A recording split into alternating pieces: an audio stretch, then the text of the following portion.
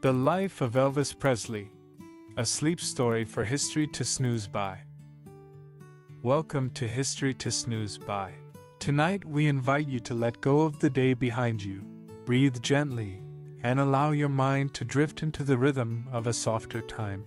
In this quiet story, we'll follow the life of a boy born into hardship, who found comfort in music and rose to become one of the most beloved figures in the history of American culture. This is the story of Elvis Presley. If you find peace in these gentle journeys, we invite you to like, subscribe, and leave a message sharing what places or people you'd like us to explore next. Now close your eyes if you haven't already, and settle in. Let's begin in Tupelo. Part 1. Tupelo Dreams. The year is 1935. The world is caught in the grip of the Great Depression. Families across the American South struggle to make ends meet. Life moves slowly in Tupelo, Mississippi, a small town wrapped in the hush of pine trees, red clay roads, and the far-off whistle of freight trains. It's early January. The days are short, the air sharp and cold. In a tiny house on the edge of town, a young woman named Gladys is in labor. The house is little more than a wooden frame. Just 2 rooms with walls thin enough to let in the wind. The paint on the siding is chipped and fading. The floorboards creak under every step. There is no plumbing, no electricity, just oil lamps for light and the warmth of a fire in a small iron stove. Gladys Presley grips the edge of the bed, her face pale and drawn, her breath shallow. Beside her, her husband Vernon stands helpless, wiping sweat from his brow, watching the doctor's face for any sign of comfort. Then it happens. A cry, soft and short, but only one. The first child, Jesse Garin Presley, is stillborn, a twin who never took his first breath. But a moment later, another cry fills the room. Not strong, not loud, but present. Alive. Elvis Aaron Presley. Gladys gathers the newborn into her arms, holding him tightly to her chest. She rocks him gently. The sorrow of Jesse's death sits heavy in the room, but in this fragile life, this tiny bundle of breath and warmth, hope still lingers. Vernon wipes his eyes. Gladys hums softly to the child. The doctor murmurs something kind before slipping into the cold night. Outside, the wind stirs the trees. Inside, the fire crackles low in the stove. Elvis begins his life not in grandeur, but in poverty. There is no nursery, no crib, just love. They live in East Tupelo, on a street lined with scattered homes, chickens wandering through the yards, neighbors struggling in the same silence.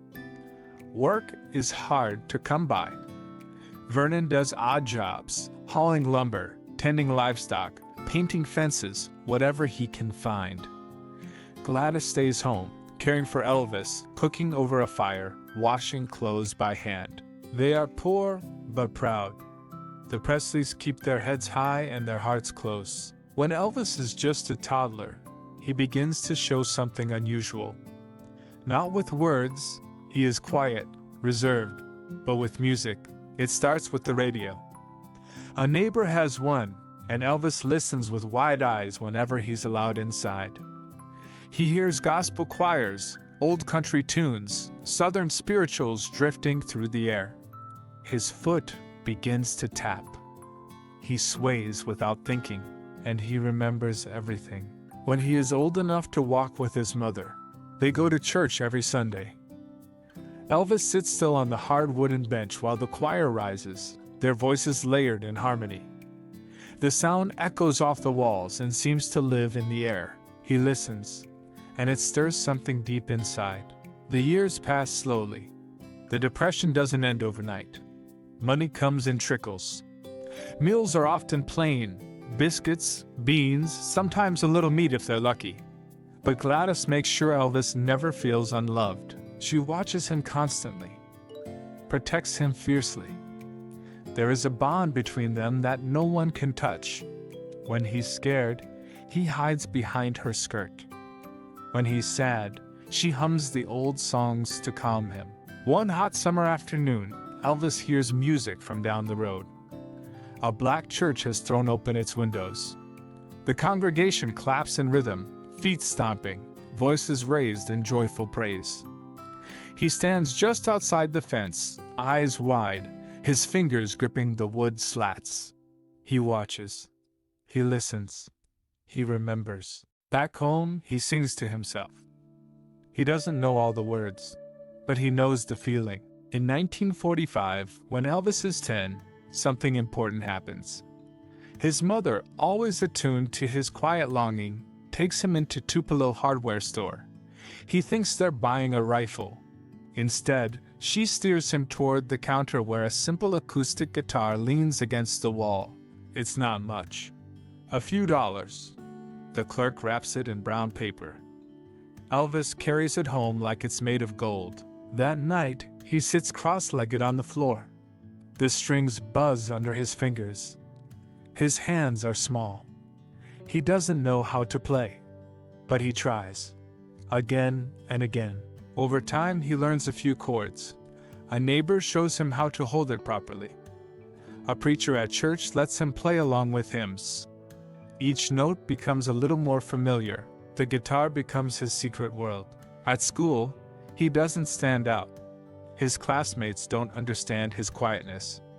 He is teased for his clothes, hand-me-downs, patched trousers, too small shoes. He keeps to himself, often carrying the guitar to school, even when others laugh.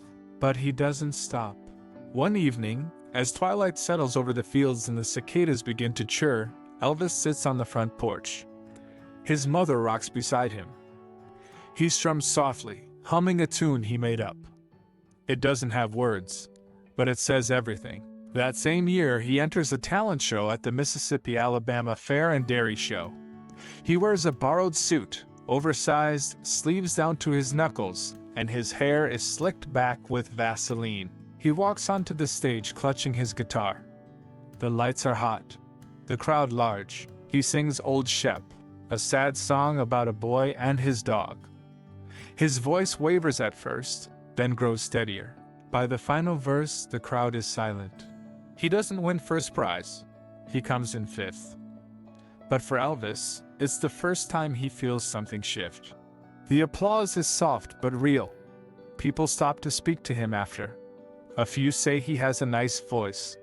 He tucks the experience away like a spark in his pocket. The next few years are hard. Vernon has legal trouble and spends time away from home. Money grows tighter. Gladys does her best to hold the family together.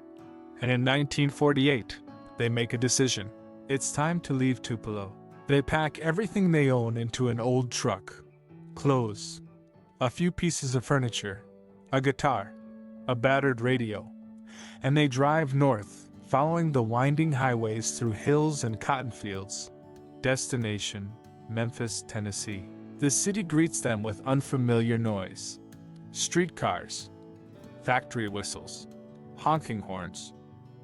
There are more people in one Memphis block than Elvis had seen in a week in Tupelo. They settle in a public housing complex, Lauderdale Courts. Brick buildings with shared stairwells and thin walls. Children run up and down the corridors. Music spills from windows. The streets pulse with rhythm. Beale Street is just a short walk away. And Beale Street is alive. Elvis explores it slowly at first. He walks the sidewalks, eyes wide, listening. Jukeboxes play rhythm and blues. Gospel singers stand on corners, belting praises to the sky. Bluesmen with battered guitars strum raw, aching notes into the night. He watches, absorbs, stores every sound and image inside himself. At home, he practices his guitar in the small bedroom. The windows rattle when streetcars go by. He sings softly so the neighbors won't complain. He starts wearing flashy clothes, as flashy as they can afford. Bold shirts, high collars, bright colors. He grows his hair out, greases it into a curl. Some laugh. Some admire, but he doesn't do it for them. He does it to feel alive. He sings everywhere he can. School dances, church meetings, street corners. but always the same mix: country, blues, gospel. He doesn't believe in walls between genres. He only believes in the feeling, the sound, the truth inside the voice. And soon, that voice will carry farther than he ever imagined. But for now, he's just a boy in Memphis. A guitar in his hands, a dream in his chest, and music rising quietly behind every door. Part 2, The Sun Rises. Memphis in the early 1950s breathed music into every corner of its streets. The hum of traffic, the thump of heels on sidewalks, the rustle of cotton jackets in the winter breeze. All of it seemed to move to a hidden rhythm. A rhythm Elvis Presley could hear. Not with his ears alone, but somewhere deeper, a rhythm that settled into the bones. He was a teenager now. Tall. Still shy in some ways, but with a quiet confidence beginning to take root. His guitar never far from reach. His voice still soft around strangers, but in private, growing stronger, more certain. He spent long afternoons walking along Beale Street, not to cause trouble, just to listen. The street was alive. Saxophones bled through open windows. Guitars wept blues beneath flickering neon signs. The air smelled of frying catfish, cigar smoke, and spilled whiskey. But there was joy there too. A kind of freedom. A kind of truth. Sometimes he stopped and watched musicians play in clubs he wasn't old enough to enter. He pressed himself against the brick walls, the music vibrating through the stone, soaking into his skin. It was there he heard Howlin' Wolf, B.B. King, Junior Parker, masters of a sound full of longing and power. It stirred something inside him, something that didn't fit into a single genre. At home in Lauderdale Courts, Elvis practiced in the small bedroom he shared with his parents. Late at night, early in the morning, any time the mood came over him. He'd finger the frets of his guitar in silence, working out chords in his head. Then hum a line, try a verse, find a melody. He played country ballads, gospel hymns, blues standards, but always with his own spin. He couldn't help it. He didn't try to copy what he heard. He tried to feel it. And the sound that came out was new. He graduated from L.C. Humes High School in 1953. Not with honors. Not with any real recognition. But with his guitar in one hand and an idea forming quietly in the back of his mind. That summer, he did something that would change his life. He walked into a small building on Union Avenue. A narrow brick structure with a sign above the door that read simply, Sun Records. He had heard of it, a place where local musicians came to record demos. Run by a man named Sam Phillips. A man who, Elvis had heard, was looking for something different. Something that felt real, raw, southern. Something that hadn't been heard before. Elvis didn't have an appointment. He didn't have a band. He walked in and asked if he could pay to record a song.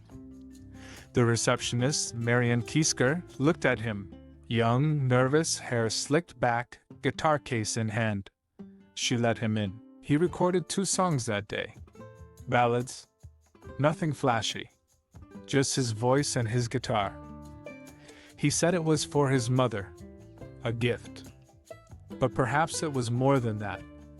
Perhaps he needed to hear himself captured, to know if the dream sounded real. Marian was intrigued. She jotted down a note. She remembered the name. Elvis Presley. Months passed. Elvis kept working. Driving trucks for Crown Electric. Practicing. Watching. Listening. Hoping. Then one day, the call came. Sam Phillips wanted him back. It wasn't a promise. Just a chance. A test. Sam brought in 2 session musicians, Scotty Moore on guitar and Bill Black on bass. They gathered at Sun one evening, the small studio humid with southern air. Fluorescent lights buzzed overhead. No one was sure what to expect. They tried a few songs. ballads, slow numbers. The kind Elvis had sung before. Nothing quite worked. He was stiff, nervous. The room felt flat. Then, during a break, Elvis started goofing around. He picked up his guitar and launched into an old blues tune by Arthur Crudup. "That's all right, Mama. That's all right with you." His voice was loose, playful. Scotty and Bill jumped in. The rhythm quickened. The studio lit up. Sam leaned in from the control room. He saw it, heard it, felt it. They were recording. By the time the song ended, they all looked at each other. Something had happened. Something new. Something unexpected. Something honest. Sam pressed the record to acetate. Gave it to a local disc jockey, Dewey Phillips, no relation. Dewey played it on the radio a few nights later during his evening show. The phones lit up. People called in, asking to hear it again, wanting to know who the singer was. Was he black? Was he white? They couldn't tell. The voice was smooth, but gritty. Sweet, but wild. Familiar, but brand new. Dewey called Elvis and told him to come down to the station for an interview. Elvis was so nervous he had to wait in the lobby while the record played again. He was sweating through his shirt, fingers trembling. But he answered the questions, told Dewey he'd gone to Hume's High, that he was just a boy from Memphis. And the public began to learn his name. More sessions followed. More songs. Blue Moon of Kentucky. Good Rockin' Tonight. Baby Let's Play House. Records pressed by hand. Delivered to radio stations by foot. Played in juke joints and cafes across the South. And everywhere they played, heads turned. He wasn't famous yet, but the spark had been lit. Sam Phillips knew what he had. He sent Elvis on tour, small shows at first. Louisiana Hayride, high school gyms, VFW halls, fairs. Sometimes the audience didn't know what to make of him. The way he moved, the way he dressed, the way he sang. But then he'd start, and the crowd would shift. Girls screamed. Boys stared. Older folks shook their heads. But no one could look away. He wasn't trying to be shocking. He was just being Elvis. He couldn't hold still when he sang. The rhythm took over. His legs shook. His hips swayed. His voice rose and fell with something raw and untamed. The shows got bigger. The screams got louder. The newspaper headlines started calling him a phenomenon. Back home, Gladys worried. She didn't like the crowds, the noise, the changes. But she saw the light in her son's eyes. She heard the music. She believed in him. She always had. Vernon stayed quiet. He was proud in his own way. But it was Gladys who stood in the shadows of every backstage hallway, waiting for her boy to come off stage, handing him a towel, a glass of water, a small moment of calm. In early 1956, RCA Victor bought out Elvis's contract from Sun Records. It was a huge deal. $40,000, a staggering sum for the time. Sam Phillips cried when he signed the papers. He believed in Elvis, but he knew he couldn't hold him back. The big leagues were calling. Elvis walked into RCA's Nashville studio in January. Nervous again, but ready. He had his band, his sound, his fire. They recorded a song that would become legend, Heartbreak Hotel. The first notes were eerie, haunting. His voice slow, dripping with sorrow, dripping with style. When the record hit the shelves, it climbed to #1 within weeks. And from there, the world began to tilt. TV appearances followed. Stage lights, black suits, crowds screaming, flashbulbs popping like firecrackers. Ed Sullivan, Milton Berle, the Dorsey brothers. Each performance a little bolder, a little looser, a little more electric. But the man behind the movement remained quiet, private. thoughtful. Still the boy from Tupelo, still the son of Gladys, still singing from somewhere deep within. He moved into a modest house in Memphis, bought his parents new clothes, a new car, a color TV, things they'd never had. But fame was rising fast, too fast to hold, and Elvis was just getting started. Part 3: Becoming Elvis. The year was 1956, and everything was changing. For Elvis Presley, the boy from Tupelo who once sang alone in a room barely big enough to hold a bed, the quiet teenager who played his guitar behind closed doors, the rhythm had caught fire. Heartbreak Hotel had soared to #1. His voice was everywhere, on radios and gas stations, diners, barbershops, and in the passenger windows of every car rolling down a southern road. His name echoed through headlines. His photo was clipped and passed between high school lockers, and his sound, that unmistakable blend of blues, gospel, and country, was reshaping the world of music. But Elvis wasn't watching the charts. He was living moment to moment, recording during the day, performing at night, traveling from town to town with the roar of the crowd still ringing in his ears. And with every new appearance, the crowd grew louder. It started with small shows, a theater here, a dance hall there, girls sitting quietly in folding chairs at the beginning of the set, then screaming and clutching each other by the end. Boys trying to imitate the hair, the walk, the curled lip. There was something about him, the way he stood, the way his voice lingered on a note, the way he looked directly into the camera lens during a live performance and didn't blink. America noticed, so did television. In January of 1956, Elvis appeared on the Dorsey Brothers stage show. It was black and white, clean cut, live. He stepped in front of the camera wearing a dark jacket, hair perfectly combed, and began to sing Shake, Rattle, and Roll with that same slow burn that was turning radios to gold. Viewers sat in silence at first, some with raised eyebrows, others with growing curiosity. Then came the second show, and the third, and each time the reaction built. More mail, more press, more controversy. He wasn't doing anything vulgar, not by his standards. He was just moving the way the music moved him, letting the rhythm carry his body the way it always had. But on national television, in living rooms across the country, it was something new, something daring, something no one could quite explain. Then came Milton Berle. It was June, hot. The kind of heat that clung to your clothes like a second skin. Elvis stood in front of the crowd and sang Hound Dog. No guitar this time, just his voice, his hips, his smile. He let go of the microphone stand and let the music carry him, and the world erupted. The next day, headlines exploded with outrage.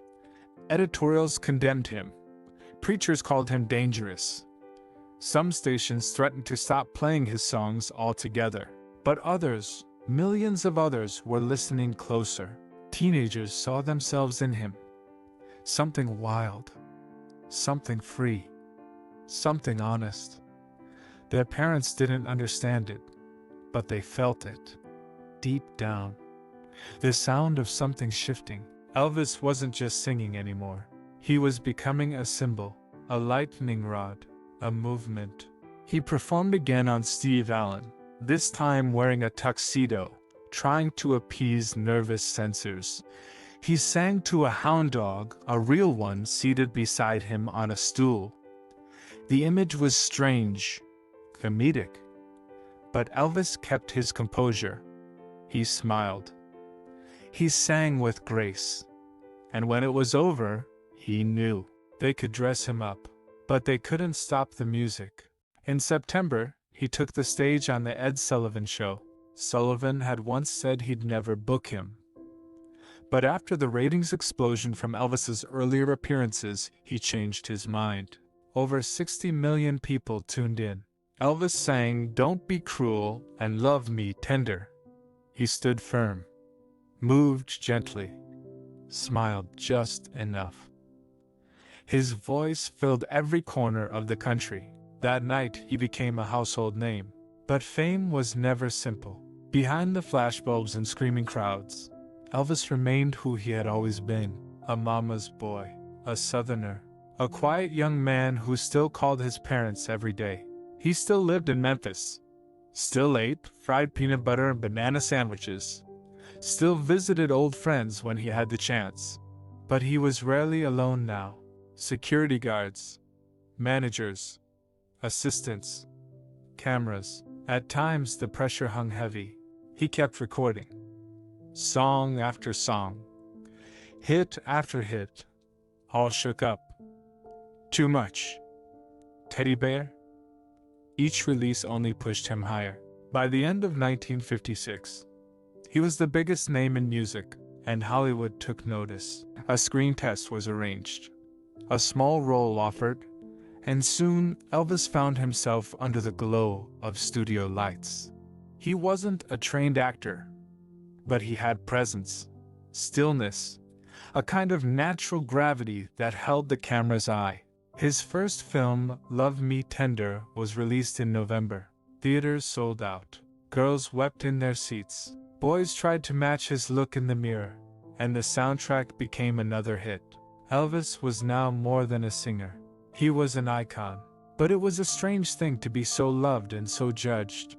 He heard the rumors that he was corrupting youth, that he was no more than a fad, that his fame would vanish like dust. But he didn't chase approval. He chased sound, meaning, feeling. He kept returning to the studio, sometimes late at night when the world was quiet. He liked those hours. The hum of the amplifiers, the echo of his own voice through the control room glass. He liked the work, the honesty of it. Even when the world felt too loud, too bright, he could lose himself in the music. Back home, he tried to find peace. He moved his family into a larger house, better than they'd ever dreamed of. He bought Gladys new dresses. A poodle. She was proud, but worried. She didn't like the screaming crowds, the girls fainting in the aisles, the hotel rooms filled with reporters. She missed her quiet boy. Elvis felt it too. The pull of two worlds, fame and home. He took long drives through Memphis at night. Windows down, radio low. Just him and the dark roads stretching out ahead. Sometimes he stopped by the local diner, slipped in through the back, ate a burger in silence. Sometimes he sat alone at the piano and played hymns. Peace in the Valley. Take my hand, precious Lord. Old songs. Simple songs. Songs that reminded him who he was. He never stopped loving gospel. Never stopped humming softly to himself between takes.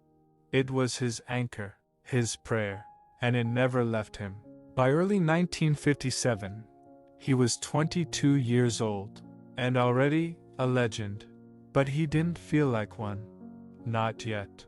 He still looked in the mirror and saw the boy from Tupelo. The boy who'd once carried his guitar to school and sang in the stairwell because he didn't know where else to go.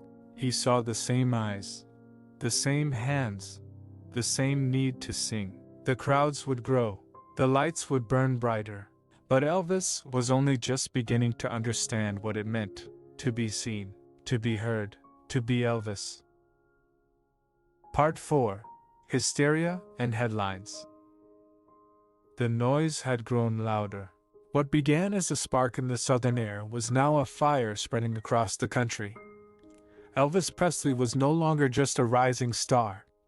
He was the face on magazine covers, the voice in jukeboxes, the name whispered in crowded school hallways, the rhythm beating beneath a generation ready for something different.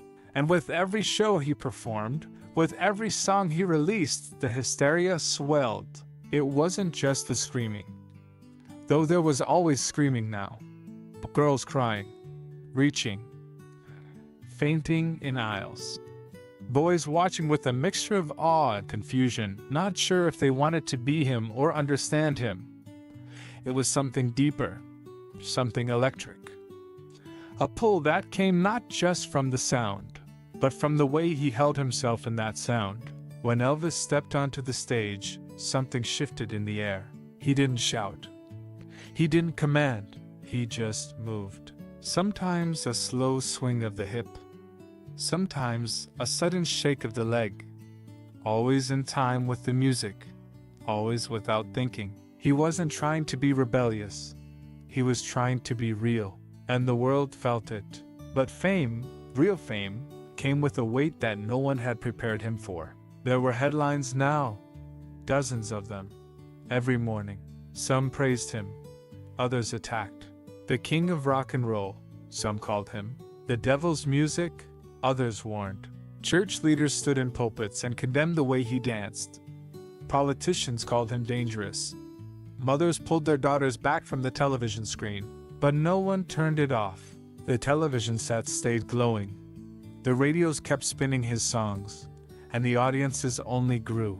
By the end of 1957, Elvis was the highest paid entertainer in the world. He had starred in several films: Loving You, Jailhouse Rock, King Creole. His face had become a familiar flicker on cinema screens everywhere. The curl of his lip, the tilt of his head, the sound of his voice now captured on film and replayed in town after town. The press followed him everywhere, cameras flashing in his face, reporters scribbling down every answer. His words pulled apart and printed the next day, sometimes twisted, sometimes true. He stayed polite, always. Yes, sir. No, ma'am. Thank you kindly. But the pace was wearing him thin. He was performing constantly, traveling endlessly, recording new songs, memorizing movie lines, keeping up appearances. The fans only saw the light, the gold records, the polished shoes, but behind it was exhaustion. He missed quiet mornings. He missed the calm of his room. He missed the long, slow dinners at home with his parents, when there was nothing to do but laugh and tell stories about the old days. Back then, in Tupelo, no one knew his name. Now the mail never stopped. Letters arrived by the thousands. From girls in Nebraska, from boys in New Jersey, from soldiers overseas, from mothers, from critics, from dreamers. And Elvis read as many as he could. He felt the weight of it. Not just the love, but the responsibility. He wasn't just a singer anymore. He was a symbol, and symbols don't get to rest. But he tried. He still called home every chance he had. Still asked about what was cooking in the kitchen. Still made time to visit Graceland, which he had purchased earlier that year. It was a white-columned mansion on the outskirts of Memphis, surrounded by green lawns and thick trees. A place of peace. A place for his family. He walked the halls slowly, learning each room, imagining what it would become. He wasn't interested in luxury. He wanted comfort. Familiar voices. Rooms filled with music and laughter. Gladys adored it. Vernon looked proud for the first time in years. They had worked so hard, struggled for so long. Now they had a home. Elvis made sure they were cared for. Made sure the kitchen was stocked. Made sure his mother never had to worry again. But Gladys still worried. She saw the weight her son carried. The way he smiled in public, but sagged in private. The way his phone rang, even during dinner. The way the world tugged at his coat every time he stepped outside. She missed the quiet boy. And sometimes, in the still of night, Elvis missed him too. He would sit at the piano in the dark, his fingers brushing over the keys, playing softly, not to perform, not to impress, but just to feel. Hymns, always hymns. The songs that brought him back to center. That reminded him who he was. Not the idol, not the image, just the boy with a guitar trying to find his voice. Sometimes he sang until dawn. Sometimes he stopped after just one verse. The world never heard those songs, but they were real. In the fall of 1957, as the leaves turned and the wind grew colder, news came that would change everything. Elvis had been drafted into the United States Army. Some thought it was a publicity stunt. Others thought he'd find a way out of it. But Elvis didn't fight it. He said simply, "If they want me, they can have me."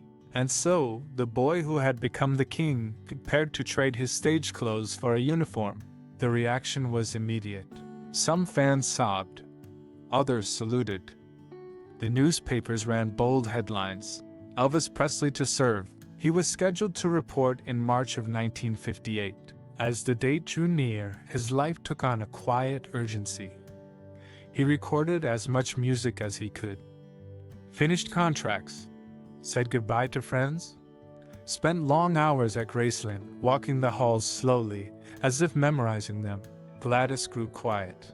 She tried to smile. But the idea of her only son being taken from her was too much. She had never been apart from him. Not for a day.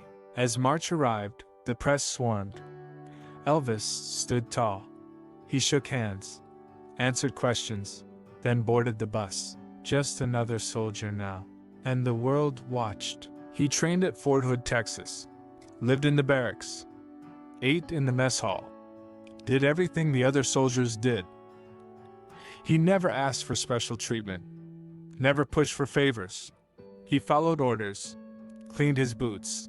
Wrote letters home. His hair was trimmed short. His voice quieted. But inside, the music still played. Then in the summer of that same year, another blow came. Gladys fell ill. The details were kept private.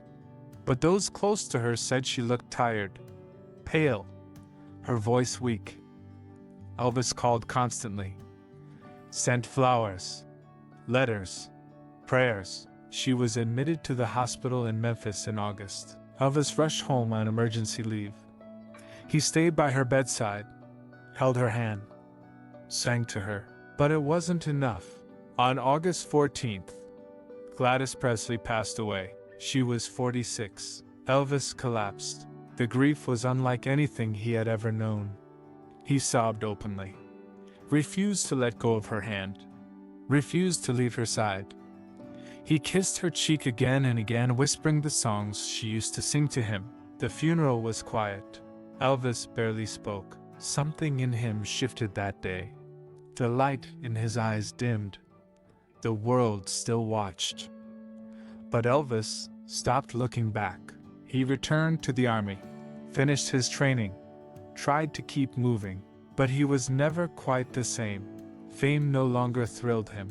Headlines no longer mattered. He had lost his anchor, and now he floated forward into the next chapter. Part 5.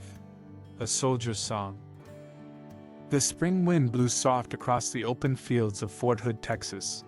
Rows of low military barracks stretched toward the horizon. The air smelled faintly of dust, motor oil, and grass beginning to bloom. March had arrived, and with it, the newest recruit, Private Elvis Aaron Presley. The same young man who just months earlier had caused riots outside theaters and sold millions of records now stood in line with hundreds of other soldiers waiting for his orders. He wore regulation fatigues, a buzzed haircut, his name sewn neatly onto his uniform. He looked just like the others now. No spotlight, no stage. Just another pair of boots marching across the red Texas clay. For many watching from the outside, it was a strange sight. Elvis Presley, the king of rock and roll, carrying a duffel bag over one shoulder and folding his own laundry. But for Elvis, it was something else entirely. It was quiet, structured, simple. There were no screaming fans in the barracks, no flashing bulbs in the mess hall, no journalists hiding in the bushes. Here, he was just Elvis, not the idol, not the myth, just the son of Vernon and Gladys. Just the boy who once slept on a thin mattress in Tupelo and dreamed of something more. The army demanded early mornings and long marches, physical tests, obedience, dusty drills under the beating sun, and Elvis did it all, without complaint, without asking for special treatment. He rose with the others, ate the same food, cleaned the same floors, trained the same hours. When the press asked if he was being given easier duties, the officers said no. He was doing it all, just like everyone else. The other soldiers watched him closely at first. Some were skeptical, some curious. But over time, he earned their respect. He cracked jokes, helped with chores, lent money when someone needed it. When music was allowed, he'd sometimes play his guitar, not to perform, just to share something quiet after lights out. In the long Texas evenings, he sometimes sat alone outside the barracks, staring at the sunset as the horizon turned purple and gold. The same colors he remembered from Mississippi. He missed home. He missed his mother. Every letter he received from Gladys he folded and placed gently into his footlocker. He read them slowly, sometimes more than once. Her handwriting was careful, her words full of warmth. He could hear her voice in every line, but something about them worried him. Her letters were growing shorter. Her sentences seemed tired. He tried to call when he could, tried to sound cheerful, tried not to show the fear building quietly behind his calm voice. And then, the call came. Gladys had been admitted to the hospital in Memphis. Her condition was serious. Elvis was granted emergency leave. He boarded a plane the next morning. By the time he reached her side, she was fading. The room was quiet. White sheets, soft beeping machines, the sound of her breathing growing shallower. Elvis held her hand, smoothed her hair, sat beside her for hours. He told her stories from training, about how hot it was, about how the boots hurt his feet, about the boys in his unit who made him laugh. He sang to her, softly, the songs she used to sing when he was a boy. The ones she hummed when the power went out, when the rain hit the roof, when she thought no one was listening. He kissed her forehead, and then she was gone. August 14th, 1958. Gladys Presley was just 46 years old. The grief was immediate and complete. Elvis collapsed beside her hospital bed. He wept without shame, without holding back, for the woman who had been everything to him. His mother, his friend, his protector, his foundation. She had believed in him when no one else had shielded him from the world when it was too loud, had taught him how to be kind, how to pray, how to love. And now she was gone. The funeral was private. Elvis wore a black suit and sunglasses. He stood still at her grave, barely moving, as the words were spoken and the casket lowered. The press waited outside the gates, snapping photos, asking questions. But Elvis said nothing. There were no songs in those days, only silence. He returned to Fort Hood, a different man. The army noticed. He had grown quieter, more distant, still polite, still respectful, but changed. He completed his basic training and awaited new orders. In the fall, they came. He was to be stationed overseas, Germany, a far cry from Memphis, a far cry from home. In October, he boarded a military transport ship with the rest of his unit. The voyage was long and gray. The sea stretched endlessly in every direction. Steel skies, cold winds, quiet voices below deck. Elvis kept mostly to himself. He played cards, read books, slept when he could, but mostly, he thought. He thought about Graceland, about the way the front steps felt under his boots, about the smell of coffee in the kitchen, about the sound of his mother laughing when he did his bad impressions at the dinner table. The memories came in waves, and he let them. By the time they reached Bremerhaven, Germany, snow had begun to fall.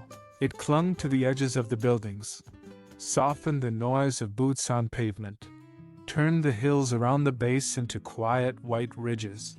Elvis was assigned to Friedberg, near Frankfurt.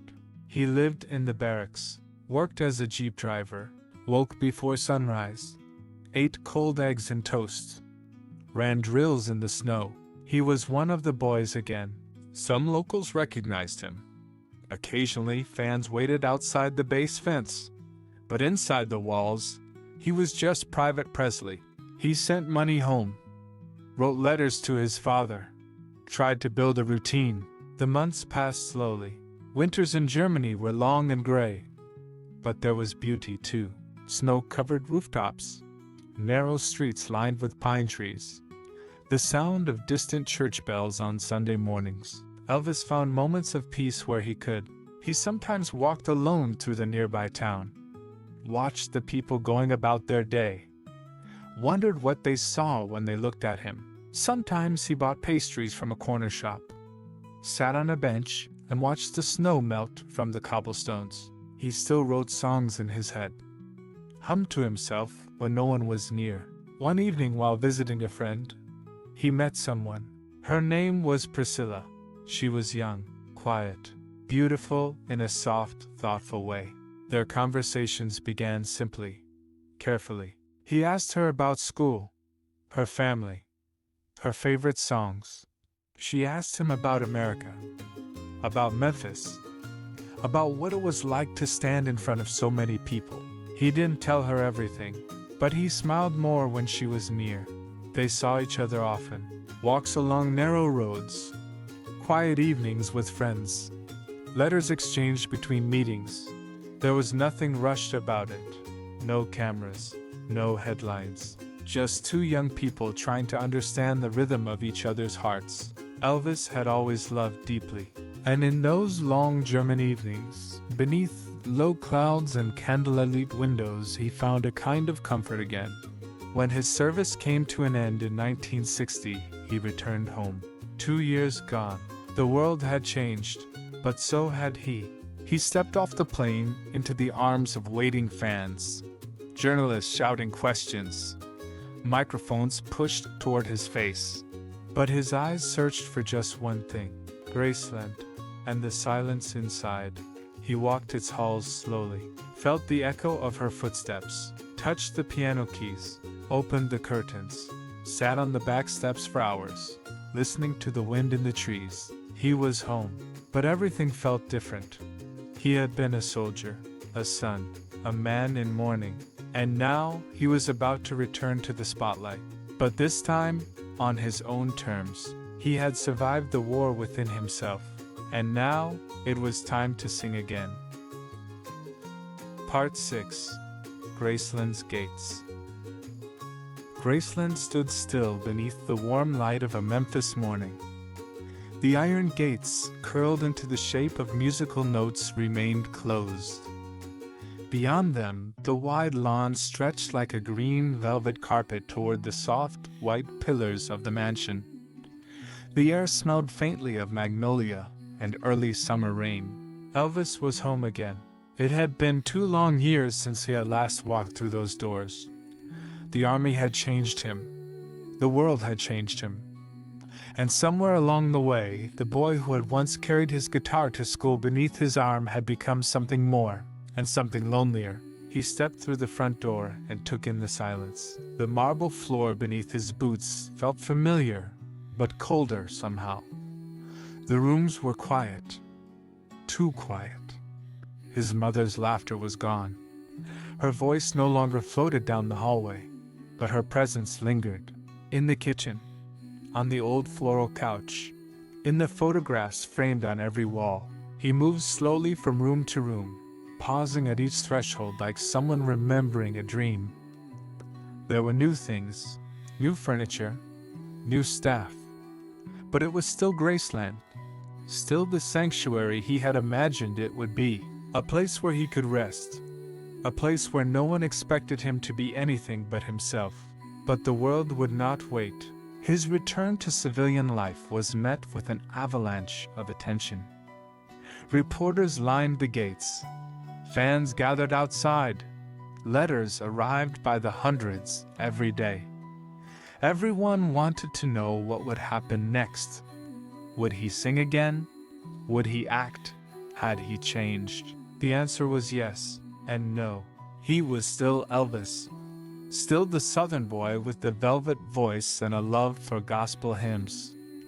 Still the same man who drank coffee late at night and strummed softly on a worn guitar when the world grew quiet. But there was a new weight behind his eyes, a deeper pause before his words. He had seen the other side of fame, and the inside of grief. He returned to the recording studio in March of 1960, the same RCA building in Nashville where he had made his first recordings before the Army. But this time there was something different in the room. The microphones felt colder, the walls seemed to echo longer, and yet, when he sang, the sound came alive. The first song he recorded that day was Stuck on You, a bouncy, effortless track that reminded listeners of the Elvis they had missed. It shot to #1. Then came It's Now or Never and Are You Lonesome Tonight? Ballads full of longing and restraint. Songs that drifted like smoke across an empty room. The world welcomed him back, but Elvis didn't rush. He took his time with the music, worked with patience, sought the feeling in every line.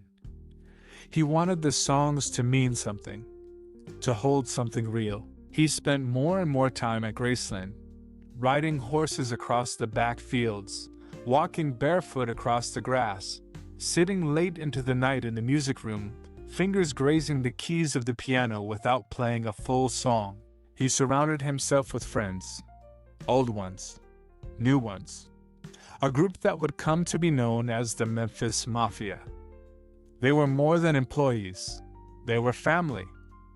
They made him laugh, protected his privacy, helped him feel less alone. Together they watched movies late into the night, played cards, took long drives through the empty streets of Memphis when the rest of the world had gone to sleep. Graceland became a world unto itself. There were rooms filled with music equipment, TVs stacked on top of each other, a stable for horses, a jungle room lush with green shag carpet and carved wooden furniture. Each space reflected a part of Elvis's mind, his curiosity, his desire for wonder, his longing for comfort. And then there was Priscilla. They had continued writing after he left Germany. Letters filled with sweetness and restraint. She was still just a girl, but growing into herself. Still living with her parents, still going to school, but thinking more and more about a future that might include something more. When she moved to Memphis to be near him, she was welcomed quietly into the Graceland family. Not as a guest, not as a spectacle, but as someone who mattered. Elvis took great care with her, introduced her to his friends, brought her into his world gently, piece by piece. They shared quiet mornings in the kitchen, long walks on the lawn, late nights talking about dreams and childhood and the strange pull of fame. For Elvis, she brought calm. She reminded him of softness, of beginnings, of the time before everything had grown so loud. The years passed gently. He continued to record. Film a string of movies. Some were hits. Others faded quietly. He rarely pushed back, rarely argued. He showed up, learned his lines, sang the songs. He was working constantly, but not always joyfully. The movies were light, the roles simple, the music cheerful. But Elvis missed the gospel, missed the grit, missed the raw feeling of those early recordings when no one knew his name and every note felt like a discovery. He began to withdraw, spend more time at Graceland, more time behind the gates. When he did leave, it was often at night, with tinted windows, surrounded by friends. He drove aimlessly, through country roads, along the edge of the Mississippi River, letting the silence of the night hold him. Sometimes they went to the movie theater and rented out the entire place, watched films until the reels ran out. Sometimes they stayed home and watched television until dawn, laughed about nothing, ate sandwiches made by the kitchen staff, fell asleep where they sat. Graceland became his world, a place where he could be surrounded by people and still feel alone. He still sang, of course, still recorded, still gave interviews, but the pace slowed, the passion dimmed. He was tired, not from the fans, but from the machine. The one that never stopped asking for more songs, more movies, more of him. But at Graceland, the request stopped. There were quiet mornings with coffee and a paperback novel, afternoons spent in the barn feeding horses, evenings at the piano, playing soft versions of old hymns. Sometimes he sang for no one, sometimes only for himself. There were rooms in the house he visited rarely, rooms that reminded him of her, of Gladys, her old bedroom, the photographs on the mantel, her favorite chair still tucked into the corner of the sitting room. He never moved it. He couldn't. The loss was still there, beneath everything, a part of him. But so was the music, always the music. It returned to him like a tide, sometimes soft and slow, sometimes sudden and full. He would hear a melody in the shower and rush to write it down, hear a line in his dreams and wake up humming. Even in silence, the rhythm lived in him, and Graceland held it. The city outside the gates changed. More buildings, more noise, more people. But inside the white columns, time moved differently. There was a tenderness in the way he lived there. He greeted the staff by name, asked about their families, checked on the horses even when it rained, walked the grounds in the early morning with his hands in his pockets and a far-off look in his eyes. He wasn't unreachable. He was remembering. The boy he used to be. The songs he used to sing. The mother who used to hum while folding laundry. The dreams he used to whisper to himself before falling asleep. And every night before going to bed he looked out the window, toward the trees, the stars, the stillness, and he breathed, just breathed. Graceland was not a fortress. It was a refuge. It was not a monument to fame. It was a home. A place where music could be soft, where memories could echo through quiet rooms, where a man once a boy could rest. He never stopped writing, never stopped playing, even when the spotlight dimmed, even when the record slowed, even when the world seemed to forget. He remembered, and he stayed. Inside Graceland's gates. Part 7. Just Love Me Tender. The soft light of late afternoon spilled through the long windows of Graceland, painting warm streaks across the hardwood floors. The air outside was still. No traffic, no crowds. Just the rustle of leaves in the trees and the sound of birds echoing through the wide lawn. Elvis sat quietly at the piano in the corner of the music room. His fingers brushed the keys without pressure. No melody yet. Just a few scattered notes drifting into the silence like memories. He had spent most of the day alone. A book open but unread. A sandwich left half-eaten. Sometimes even surrounded by friends, Elvis needed space. Time to drift. Time to listen to what was inside. His life had become a careful rhythm. A balance of light and shadow. There was always someone waiting to talk. Always someone asking for something. A signature, a photo, a story. But when the doors closed behind him and the lights dimmed in the hallways, he returned to the one thing that had never left him. The music. It had changed over the years, grown quieter, more thoughtful. But it was still there, still part of him. Still the language he spoke when nothing else felt right. And in these moments, when the world held its breath just long enough for him to remember who he was, Elvis would sometimes think about love, not the screaming fans, not the handwritten letters from strangers, not the breathless headlines printed beside his photograph.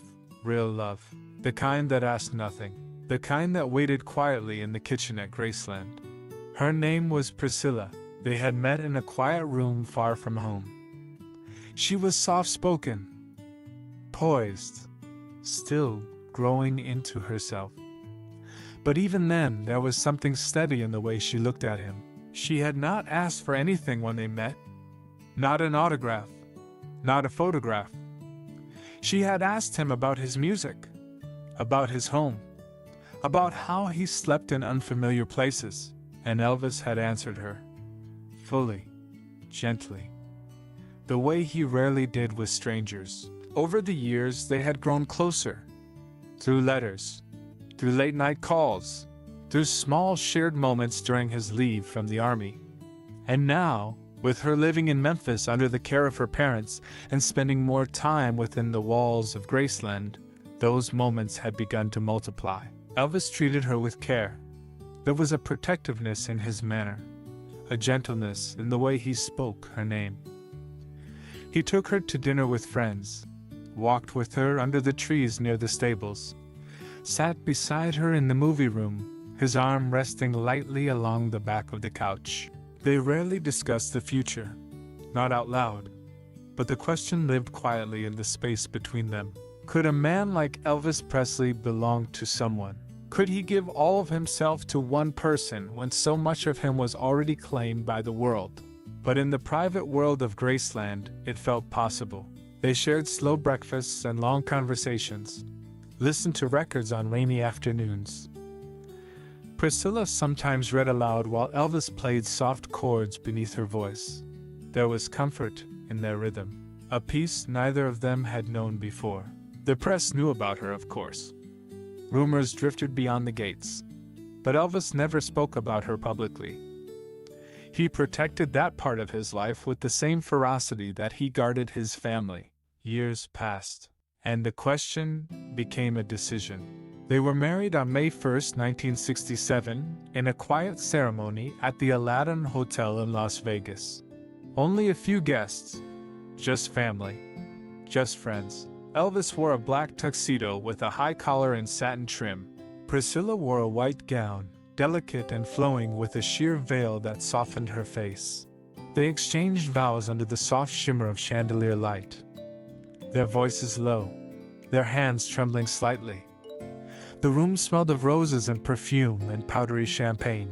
For a moment, everything else disappeared.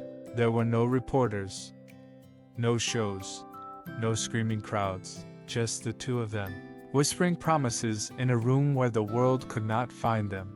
They flew home to Graceland that evening. The house was quiet.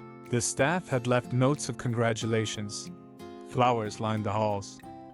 The scent of cake lingered in the kitchen. Elvis and Priscilla walked from room to room in silence.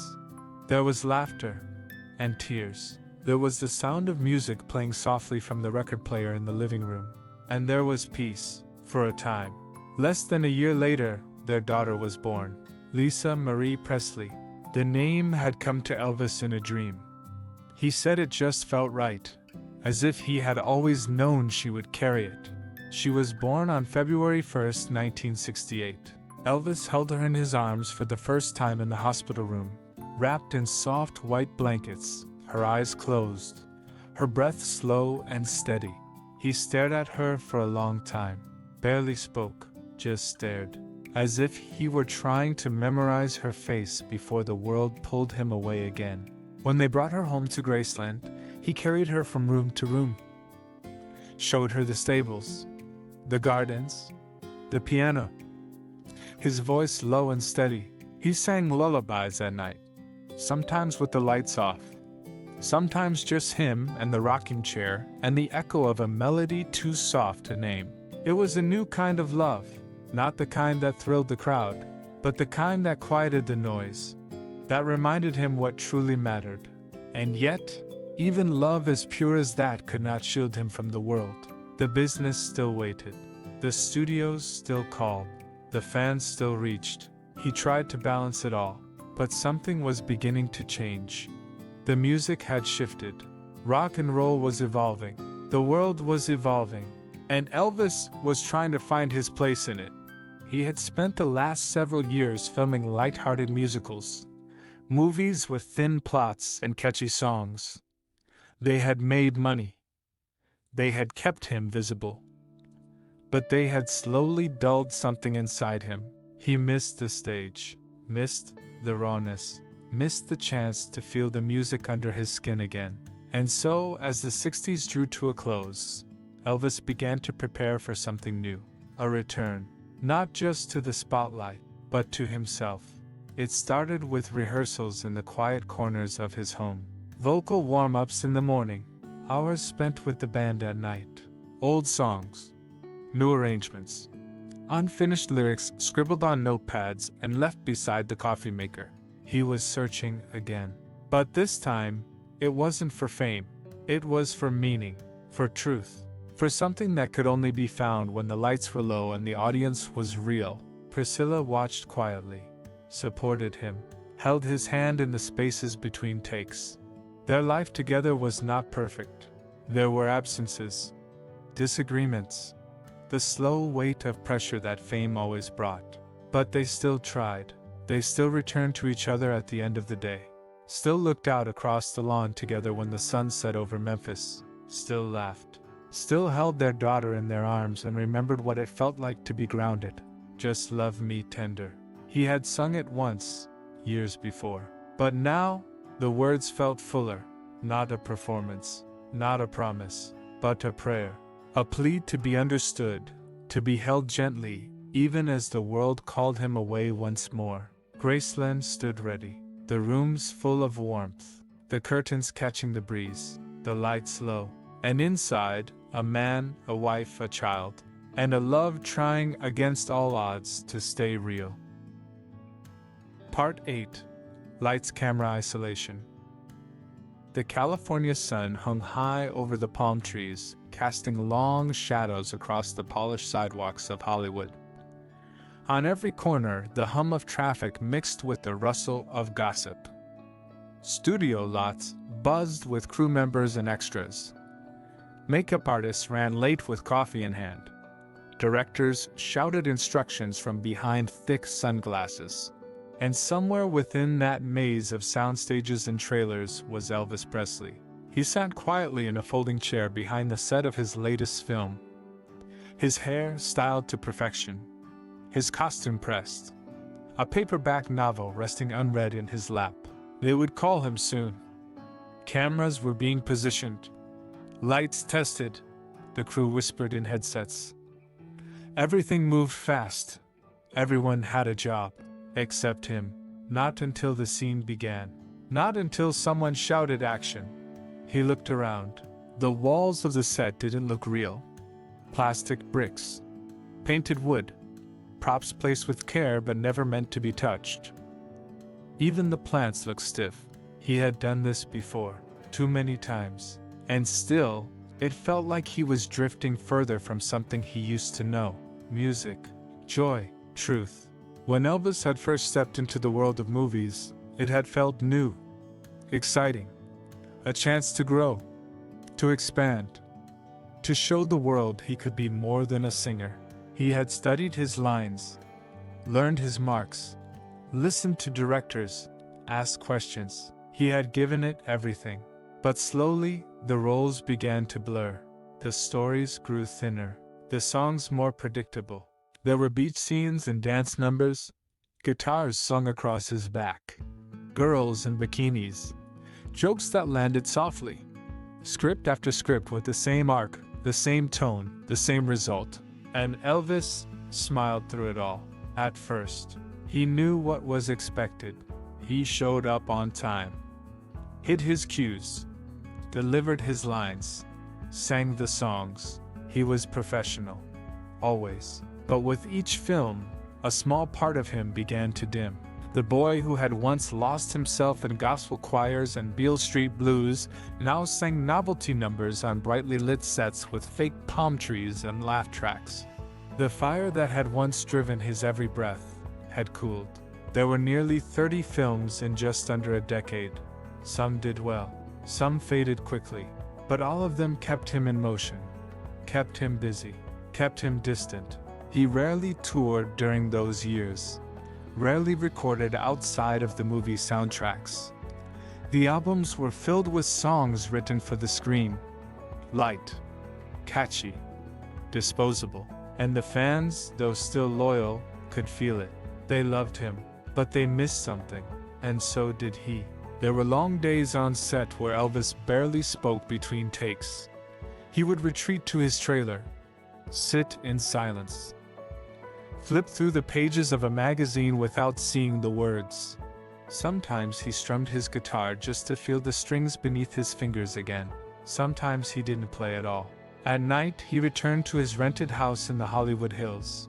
It had a view of the city, lights that stretched toward the horizon, a swimming pool he rarely used, rooms too large and too quiet.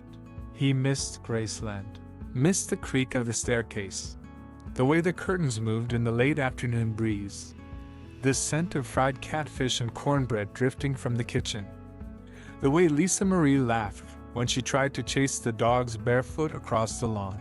In California, everything felt temporary. The clothes on the set, the friends at the parties, the smiles in the mirror, even the laughter rehearsed. Priscilla came to visit when she could, but the schedules were tight, the travel long, and the space between them grew quietly wider with each passing month. They still loved each other, but love, even strong love, can be tested by absence, by pressure, by distance. Elvis tried to make it work. He called when he could, sent flowers, gifts, letters that arrived days apart from the thoughts that had written them. But the film schedule did not bend. He was under contract, movie after movie, song after song. He watched others rise around him, new voices on the radio, new faces in magazines. The world moved forward, and Elvis stood still. One evening after a long day of filming, he sat on the edge of the soundstage in costume, still in makeup. The crew was packing up, the lights being lowered, the laughter fading. He looked up at the rafters above, the metal beams, the cables, the spotlights, and he wondered, what was left of the boy who once sang barefoot on the porch of a two-room house in Tupelo? Where had that voice gone? Not the sound, but the spirit. He drove home that night in silence, the windows down, the radio off, the city lights flashing by in blurs of red and white. When he reached his house, he didn't turn on the lights. He walked straight to the piano in the living room, sat down, and began to play. No cameras, no microphones, just his fingers on the keys. A melody he had carried for years, soft, broken, true. He sang one verse, then another, then stopped, sat still, and let the silence answer him. The next morning, he told his manager, something had to change. He didn't shout, didn't plead, just said it plainly. He needed to return to music, real music. He needed to find himself again. Colonel Parker, always focused on business, reminded him of the contracts, the expectations, the money. But Elvis did not argue. He simply said, it was time. Time to step away from the lights, from the scripts, from the hollow applause of a studio audience, and back into the heartbeat of something honest. He began preparing, quietly, practicing with his old bandmates, relearning the feel of a stage, the tension in the spotlight, the way a crowd sounded, not when it was watching, but when it was listening. It would take time. The world would need to be reminded. But Elvis was ready. He had lived through the shine of Hollywood, through the long days under hot lights, through the smile that became a costume. And now he was ready to come home, not to a house, but to himself. He packed his things and left California behind, returned to Memphis, to the creak of the floorboards, to the scent of fresh biscuits in the kitchen, to the wind in the oak trees beyond the lawn. Graceland welcomed him with open arms. The dogs barked at the gates. Lisa Marie ran to meet him. Priscilla smiled, though her eyes held questions. And Elvis breathed. He walked through every room, touched the piano, sat in his mother's old chair, stood on the back porch and watched the stars blink softly overhead. And for the first time in years, he felt still, whole. The noise of Hollywood had faded. The cameras were gone, and the music had returned. Part 9: The 68 Comeback. The studio was dark, silent, waiting. A single spotlight hovered over the small square stage. Empty chairs surrounded it in a circle. The air inside was warm with stage dust, wire cables, the quiet thrum of anticipation. Crew members whispered behind their clipboards. The sound engineer adjusted dials with careful fingers. A microphone stood untouched at center stage. And backstage, Elvis Presley sat in a black leather outfit. Head down, eyes steady, fingers laced together in his lap. It was December of 1968. And after nearly a decade lost to movie sets and soundtrack recordings, he was about to sing live on television again. He could feel the weight of it. Not just the cameras, not just the audience waiting across the country, but the years between this moment and the last time he had truly performed from the heart. He had been young then, still raw, still full of fire. But now, he was 33, and somewhere between the soldier and the star, he had learned just how far a man can drift from his own voice. This night was something different. Not a comeback in the way the papers called it, but a return to the music, to himself. He stood slowly, adjusted his collar, smoothed his sleeves. The leather was tight, heavy, unlike anything he had worn before on stage. It reminded him of something, of someone. The young man in a pink jacket once trembling before a radio mic in Memphis. He stepped toward the curtain. The crowd was small, just a few dozen guests seated close. But the buzz in the room was electric, a current of memory and wonder, as if the sound they remembered from long ago might still be alive beneath the surface. And then, he stepped into the light. The reaction was immediate.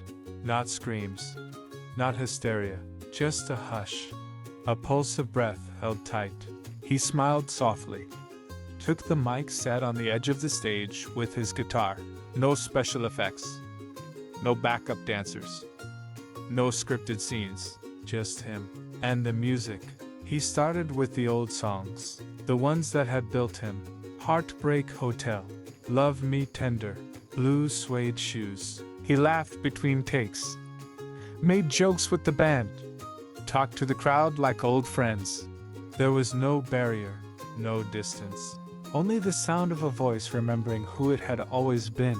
His fingers moved easily across the strings.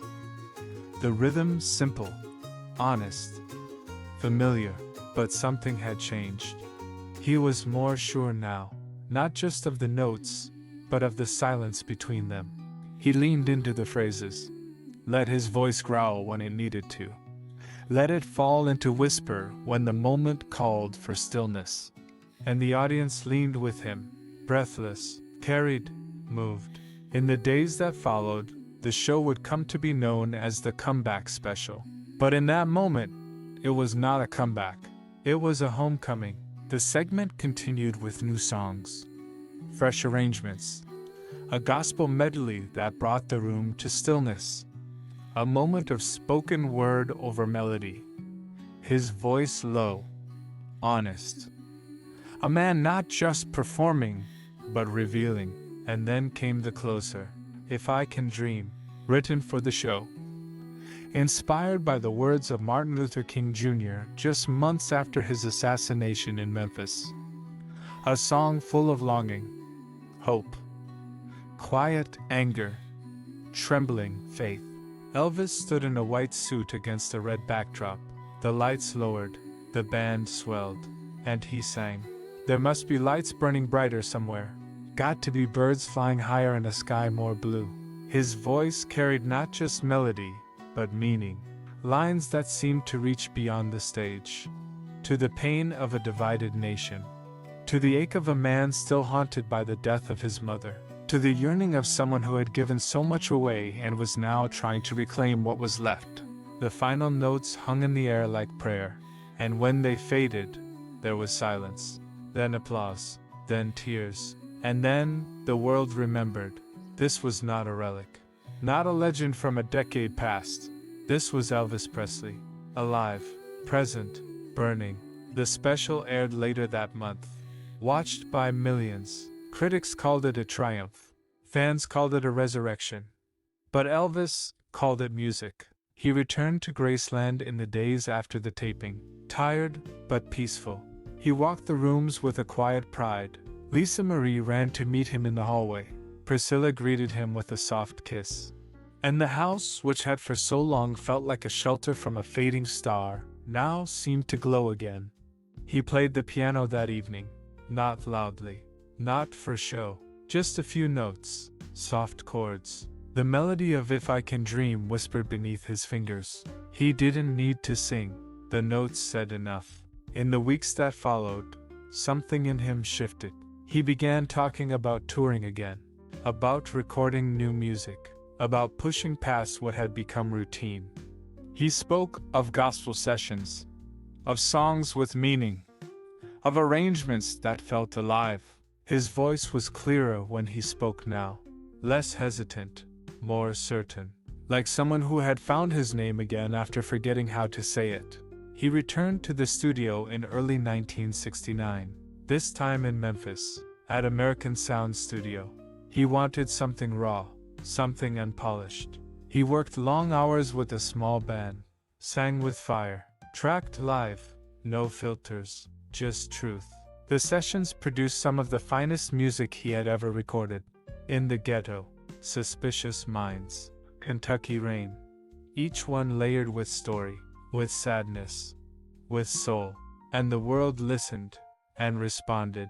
His voice was on the radio again, not as nostalgia, but as revelation. He was number one again. But more importantly, he was whole. He planned his return to the stage.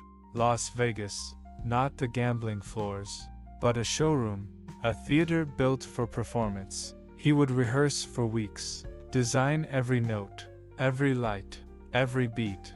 And when the curtains finally parted in the summer of 1969, the crowd stood as one. He wore white, the first of the famous jumpsuits. The band behind him tight, the backing singers radiant, and his voice, still there, stronger than ever. The music pulsed, the crowd swayed, and Elvis smiled.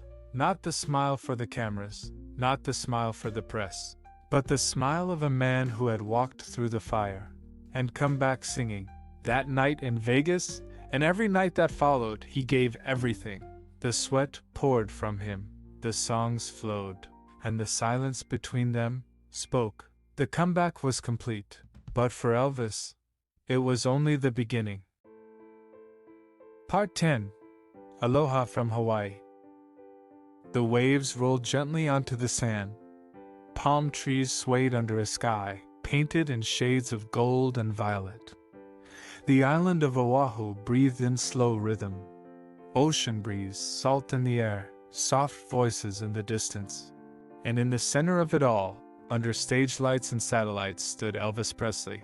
It was January of 1973. The world was watching, not just the audience in the theater, not just the fans in the United States, but the world, across time zones, across continents.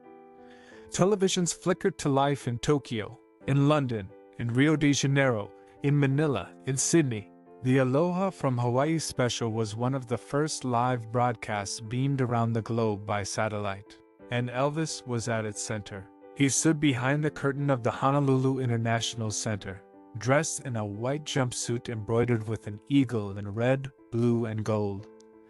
His cape trimmed with stars, his belt heavy with rhinestones, his hair slicked and shining beneath the backstage lights. But his expression was calm, focused, not nervous, just still. He had rehearsed for weeks. Every note, every beat, every gesture. He had worked with care, with intention. This performance was not a return, not a risk. It was a gift. For his fans, for himself, for the music. The audience filled the theater. Rows of smiling faces glowing in the colored lights. The scent of leis drifted through the air. Orchids, plumeria, jasmine. The sound of distant drums and the hush of expectation. Then the lights dimmed, the curtain rose, and he stepped forward, a lone figure in white. The room fell silent for just a moment. Then applause, not loud, not frantic, but deep, reverent. He bowed his head slightly, raised one hand, and began. The first song floated across the room like warm air. C.C. Ryder, his voice full, strong. The band behind him tight and balanced. The backing singers in perfect harmony. The music rising like a tide. He moved smoothly across the stage. Not dancing, just walking, confident, alive. Each song flowed into the next. Burning love, something, fever, bridge over troubled water. The arrangements were familiar, but fresh. Full of life. Full of feeling. Each lyric sung not as memory, but as truth. He sang as if the words had only just been written. There was no pretense, no distance, just connection. His eyes scanned the crowd. His voice climbed and softened. He let the music guide his steps. Let it carry him, and it did. For over an hour, Elvis held the world in his voice. He did not talk much between songs. Just a few thank yous, a smile, a small bow. It was not a show of ego. It was a conversation. And everyone listening understood. When he reached American Trilogy, the room hushed again. The slow opening of Dixie, the somber chords of Battle Hymn, the swelling triumph of All My Trials.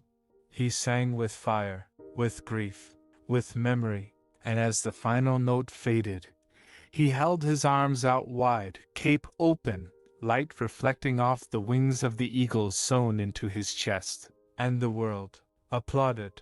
He closed the concert with Can't Help Falling in Love. Slow, tender, his voice wrapping around each word like silk. As he sang the final lines, he walked toward the edge of the stage, kissed the air, tossed scarves into the crowd, then turned slowly and disappeared behind the curtain, the music still echoing behind him.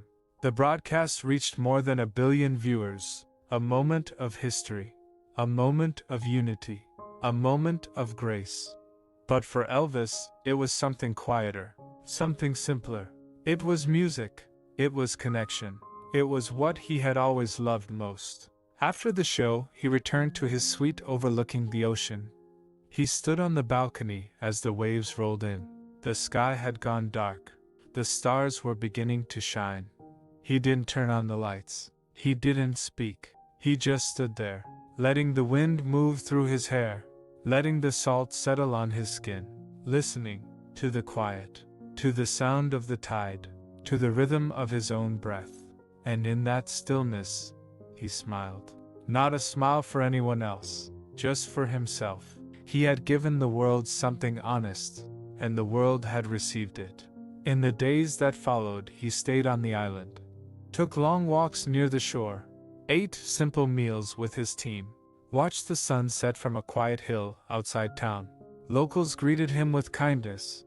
No cameras, no crowds, just warm eyes. He visited small shops, listened to Hawaiian music in cafes, slept late with the windows open and the curtains moving softly in the breeze. And for a while, he was just a man on an island, not a king, not a star, just Elvis. When he returned to the mainland, something in him had shifted. He was still performing, still recording, still in the public eye. But that night in Hawaii stayed with him. Not for the fame, but for the stillness, the clarity, the reminder that the music, when done with truth, could still set him free. He brought that feeling back to Graceland, to the long walks through the back fields, to the piano in the corner, to the early morning cups of coffee alone at the kitchen table. The house was quiet again. Lisa Marie was growing. Priscilla was distant. The marriage was fading. But Elvis was still singing. Every night he stepped onto a stage. He gave everything. Not just the notes, but the silence between them. Not just the show, but the soul. He wasn't trying to reclaim his youth. He was trying to preserve his truth. And the world kept listening, even as it changed, even as he changed. There were harder days ahead, lonelier nights, but for one night in Hawaii, he had flown higher than the spotlight, beyond the stage, and into something sacred. Aloha. It means hello. It means goodbye. And for Elvis, it meant everything. Part 11. Vegas in Velvet. The neon lights of Las Vegas twirled softly in the twilight as Elvis arrived in the city that never truly slept. The air carried a hum of anticipation and the low murmur of late-night conversations. Streetlights glinted on the pavement, and a gentle desert breeze whispered through the palms that lined the boulevards. For Elvis, Vegas was a place of contrast and complexity, a world where glitter and solitude met in quiet moments between the bright stages and roaring crowds. He stepped off the tour bus at a modest hotel on the Strip. The facade was unassuming, almost antique, with a warm glow emanating from its windows. Inside, the lobby was spacious and quiet. There were no flashing cameras or clamor of adoring fans here, just a serene welcome that spoke of a respite from the fervor of his previous performances. Elvis took a deep breath, feeling the cool air mix with the lingering heat of the desert sun, and allowed the stillness to ground him. In Vegas, his schedule was different from the electrifying energy of live concerts or the hushed intimacy of Graceland. Here, he was expected to deliver another kind of performance, a series of nightly shows where his stage was adorned with lavish sets and extravagant costumes. He understood the expectations of his audience, yet he also knew that every night, behind the velvet curtains and sparkling lights, there was a personal space where he could be himself. That evening, after a light dinner in his suite and some quiet time spent alone listening to the soft strains of a blues record on an old turntable, Elvis prepared for the show. His room was minimalistic, with only the essentials: a mirror, a small writing desk with a few scribbled notes of song ideas, and a window that looked out over the neon-lit cityscape. The simplicity of the space provided a calm counterpoint to the opulence of the Vegas stage. Dressed in a tailored velvet suit that hugged his broad shoulders and tapered to his waist, Elvis moved slowly and deliberately, as if every action mattered.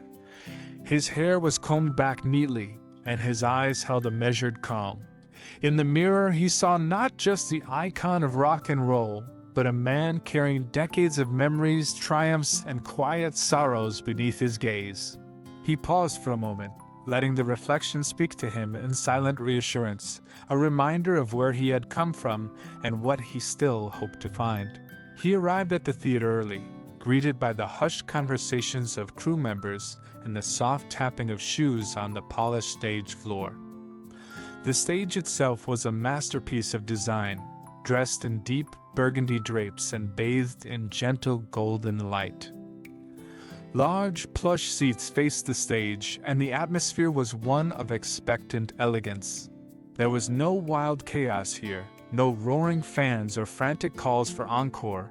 Instead, there was a dignified quiet that held the promise of something heartfelt. As the curtains slowly rose, a hush fell over the theater. The stage was bathed in soft light, and Elvis stood at its center. He paused, taking a moment to let the silence settle, feeling the pulse of the audience and the quiet beats between heartbeats. Then, with a nod to the band waiting in the wings and a gentle smile, he began to sing. The first notes of his performance were soft and deliberate. He chose a ballad that spoke of love, loss, and the passage of time, the kind of song that allowed his voice to carry the weight of a lifetime without being overwhelmed by spectacle. His vocals were tender, each note carefully measured and allowed to float in the air. The gentle plucking of the guitar accompanied him, weaving an intricate tapestry of sound that was both familiar and deeply personal. As he sang, the room seemed to dissolve into a shared space of emotion. The audience was transfixed not by the flash of lights or the grandeur of the set, but by the authenticity of his delivery. There was an intimacy in his performance that reached out like a quiet embrace, inviting each listener to find solace and understanding within the music. Every word, every pause seemed to speak directly to the soul, evoking memories of lost days and the unspoken hopes of tomorrow. Throughout the set, Elvis alternated between stirring up gentle nostalgia and offering moments of sincere, reflective quiet. In one instance, he closed his eyes and let his voice trail off into an instrumental interlude, his fingers dancing lightly over the strings of his guitar. In another, he stepped forward as if to reach out to each person in the audience, his tone soft and earnest as he sang about dreams that had faded and new ones yet to come. The arrangements were subtle, the tempo unhurried, allowing the natural rhythm of his performance to guide the listeners on an emotional journey. The elaborate stage set, with its rich textures and carefully arranged props, served not as a distraction but as a gentle backdrop to his narrative. There were hints of velvet curtains, delicate golden fixtures that reflected the glow of the stage lights, and a faint scent of roses and sandalwood that seemed to infuse the air. Every detail was designed to evoke a sense of timelessness, as if the performance itself was a quiet ritual, a passage through which all the cacophony of daily life could be left behind. In the midst of the show, a moment of reflection came when the lights dimmed to a soft, dreamy glow. Elvis spoke a few words to the audience, his voice carrying a quiet vulnerability.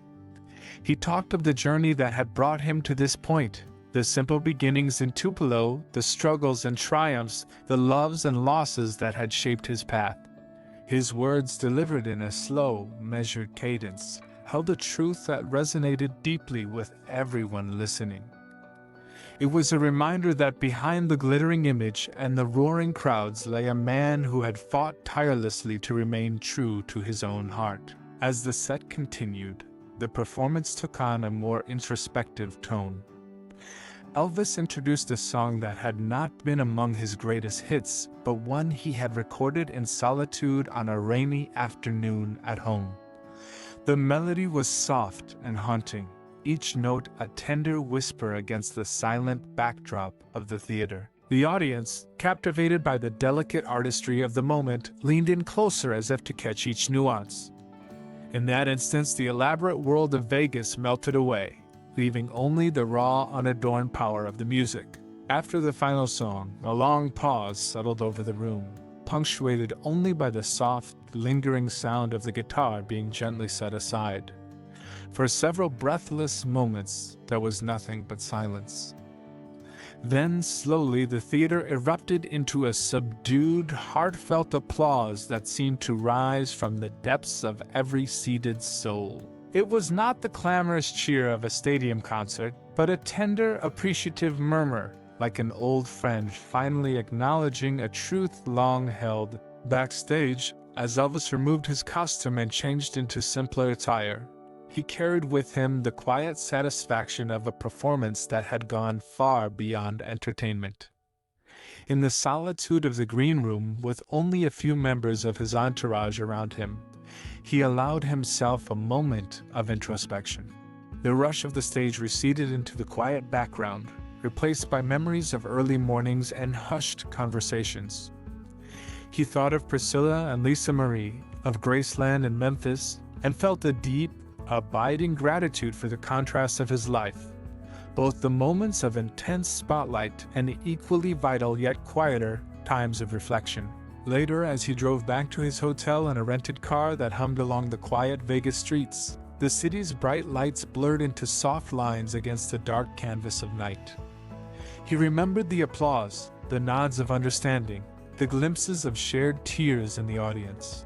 More than anything, he remembered the silence that had followed each note, a silence filled with emotion, with the promise of renewal. In that silence, he found a reminder of what mattered most: the music, the memories, and the unyielding spirit of a man who had seen the world change, yet continued to find beauty in the simplest melodies. At the hotel, the corridors were quiet, and in his room, a small lamp cast a gentle glow across the walls. Elvis sat at a desk and began to write in a notebook with a pen that felt both foreign and familiar in his hand. The words flowed in a slow, deliberate rhythm, capturing the essence of his evening. He wrote of the stage and the silence after, of the way the velvet of his suit had brushed against his skin, and of the indescribable energy that pulsed quietly through the room. Each word was a small declaration of truth, a reminder of the essence of his art. Outside his window, the city of Las Vegas lay sprawled in patterns of light and dark, a living paradox of opulence and quiet corners. The sight was both invigorating and calming, a testament to a world that could be both overwhelming and tender. As he looked out, Elvis allowed himself a rare moment of vulnerability, a moment of honesty. He felt the tug of loneliness, the bittersweet recollection of days when life was simpler, and the gentle hope that music could still mend what time had worn away. In the stillness of that night, as he closed his notebook and prepared to rest, Elvis reminded himself of the sacred promise he had made to his art. Music was not merely a performance, it was a sanctuary, a quiet space where life's complexities were transformed into something pure and enduring. It was in those moments of performance, on that velvet stage in Vegas, that he had reclaimed a piece of his soul. And it was in the silent drive back to his hotel, the soft hum of the car and the distant buzz of neon, that he knew this journey was far from over. The night gave way slowly to the promise of dawn.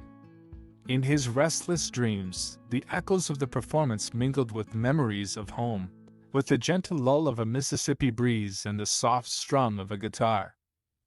The boundary between past and present blurred, and Elvis found himself suspended in a moment of timeless reflection.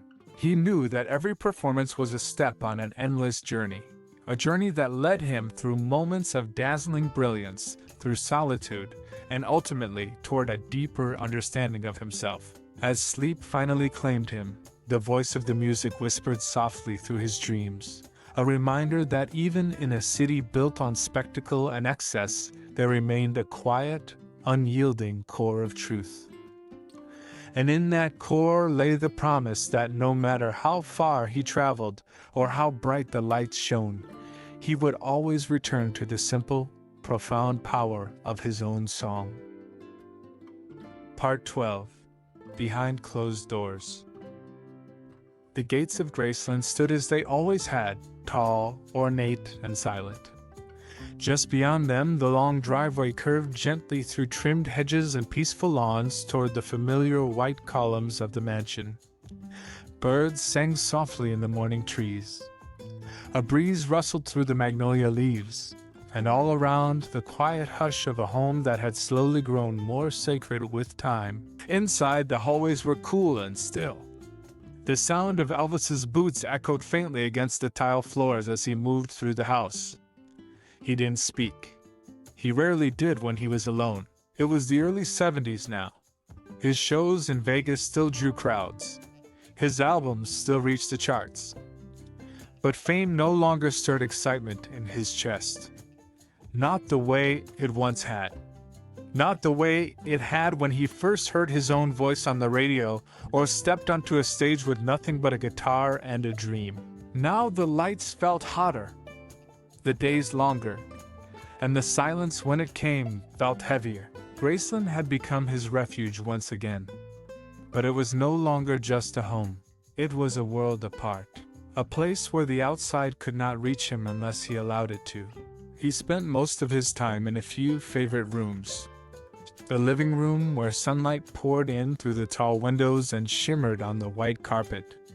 The kitchen, where the scent of coffee and bacon still clung to the air hours after breakfast.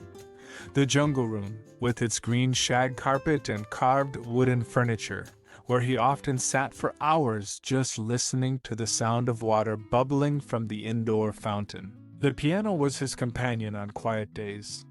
He would sit alone, late into the night, playing softly in the dark. Sometimes old gospel songs, sometimes nothing in particular. Just chords, just motion, music without words, sound without purpose, only feeling. Sometimes he would hum to himself.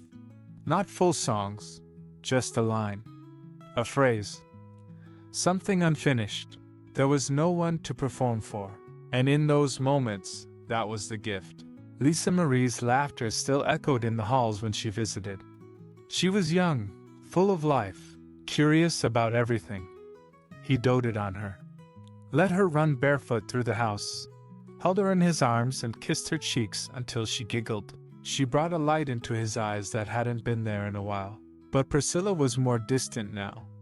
The closeness they once shared had faded into something quieter, more reserved. Their love had softened, become gentler, but also more fragile. She still visited, still cared, still watched him with a kind of quiet concern, but their paths were no longer one.